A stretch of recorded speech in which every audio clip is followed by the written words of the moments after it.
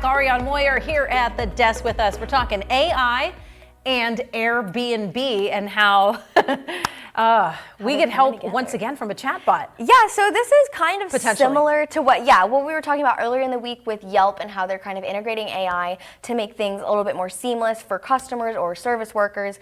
What Airbnb is doing is they are rolling out AI-powered customer service chatbot in the US. So basically any customer service queries you might have, it is now going to be directed, it seems like, to an AI chatbot. And actually, the CEO of Airbnb during the firm's first quarter conference call yesterday said that 50% of Airbnb's US users are already using the AI chatbot for customer service, adding that the company plans to roll out the feature to all users in the country this month. But what is interesting about Airbnb compared to other companies that I've told you guys in the past that are integrating all these AI steps to kind of take over things for you, to make those purchases, to plan your trip, to take phone calls.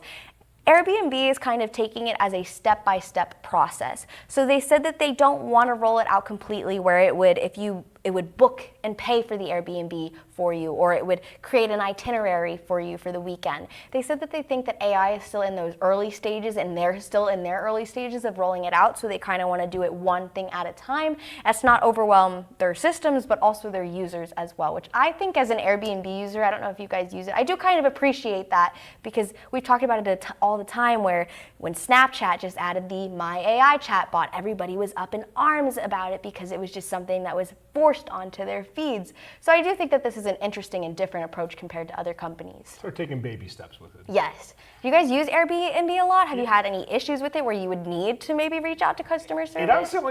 It depends on what city I'm in and how close it is to where I'm trying to go. Yeah. Sometimes, I just went to Boston a couple weeks ago, and we decided just to go to a hotel because everything was so far outside of the city. Right.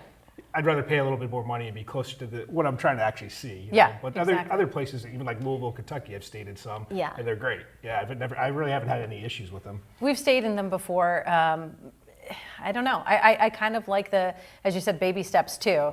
And maybe that opens it up so people can share their thoughts, and if changes need to be made, then they can do that. And I do think that Airbnb, by setting it up this way, I think that they are set up to help people with their weekends and planning those itineraries and doing those little bookings if they want to do that in the future. But I think your point is very good, where it's just like letting the users decide maybe what they want or they need. Maybe they just want to book their house simply and nice and easy and plan all that stuff by themselves.